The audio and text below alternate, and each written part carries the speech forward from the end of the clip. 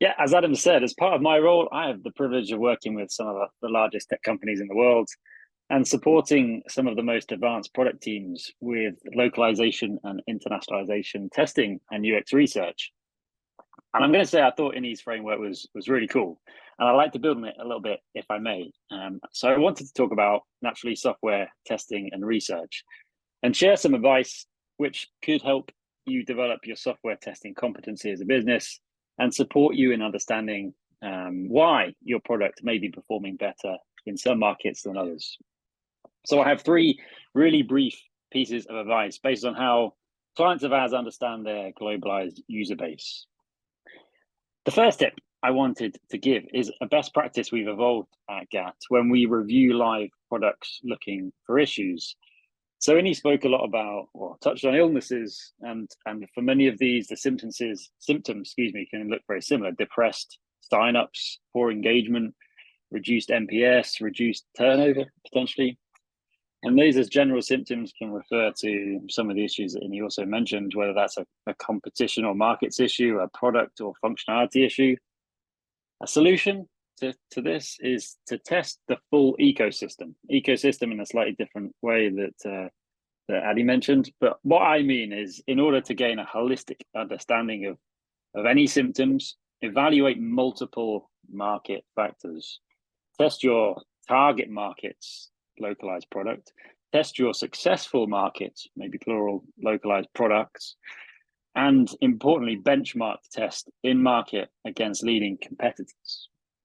And the reason we recommend this for live products is it gives you a 360-degree insight into the reasons maybe commercial performance may be better in one market than others. And I believe it provides a crucial pathway to certainty that the quality of your app is as expected, and i.e. there's nothing which is either a functional error or something tells the user that the product hasn't been made with them in mind. And also on the competitive benchmarking piece, surfaces crucial intel on your competitive landscape. We touched on that as well in the earlier comments. Importantly, I'd add just from a local perspective as well, getting that competitive intel from a local perspective. So number one, test your full ecosystem. And that brings me to my second point, which is to think about the pacing for your testing and UX research. Focusing firstly on UX research pacing. This is often done very slowly, and it's difficult to keep speed with now fast-paced software development life cycles and today's rate of innovation demands. Things like focus groups and surveys can take a long time to collect information for. That's worth it because UX is one of the most critical things to get right, of course. But while it may be fine for a single domestic market, I'll say it's really too slow and too expensive to start when you start talking about tens of differentiated geographies, each with different cultural attitudes and performance. So we've honed that it's possible to do UX research quicker. And we do something we call pulse checks with a few of our major clients. Pulse checks being rapid response, unmoderated interviews in market, where we'll poll representative groups of a user base and typically provide insights within a 1 week turnaround. Really, really powerful, rapid insights that may be a quick UX health check, maybe usability feedback, maybe prototype design feedback, maybe cultural perceptions. So UX research faster, first part of that piece.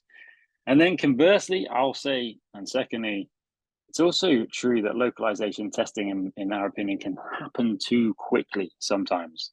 Localization professionals obviously focused on getting products out the door on releases and the fast-paced turnaround that this requires, and sometimes may miss the opportunity of taking account of that broader picture, which is why I talked about that complete ecosystem in my first point, taking into account both quality and value frameworks in full review. So number two, get the pacing of your research and testing right. And then finally, for me, you localization experts are awesome, and I find it fascinating how you think about and how you manage complex language and cultural nuances to ensure product performance. But I wanted to fly a flag for what I'm going to call boring issues, but I'll caveat that as I come through to them, because they're not all boring, given some of what we've heard today. But flying the flag for some of the boring reasons why products might not work for local users, and share some examples. Firstly, think about data consumption. One of our clients, the BBC, thinks a lot about the price of data in different countries. In countries where data is more expensive, users definitely take measures to limit the amount of data their devices use. So engagement with data-thirsty products experiences really suffers. So keep in mind data consumption. It's an important way to think about how different kinds of users will engage with your product. Secondly, on this point, think about device usage. Some of the most popular kinds of internationalization investigations we undertake here at GAT are with non-Western devices, if I can call them that. Android experiences are much more varied than iOS experiences because of the different device landscape that exists.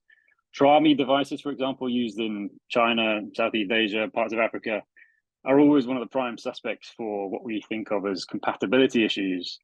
So if developing back home with Samsung and Pixel devices for Android references, don't forget about the Android product experiences can sometimes be considerably different for other users around the world. And my last point, no longer boring, but my last point is your checkout experience. Somewhere I will definitely also reiterate and draw attention to, because it's always a reservoir of issues in our perspective, from our perspective, is that international checkout experience. It's where we do most of our high ROI testing, because that checkout flow is often the most crucial part of software, of the experience. So both ensuring you're supporting and testing different kinds of payment options that local users need and want, and also ensuring and testing those payment flows and integrations are working end to end. So third, don't neglect the boring stuff. And as a roundup from my side, test the full ecosystem, get the pacing of testing and research right, and don't overlook the boring reasons.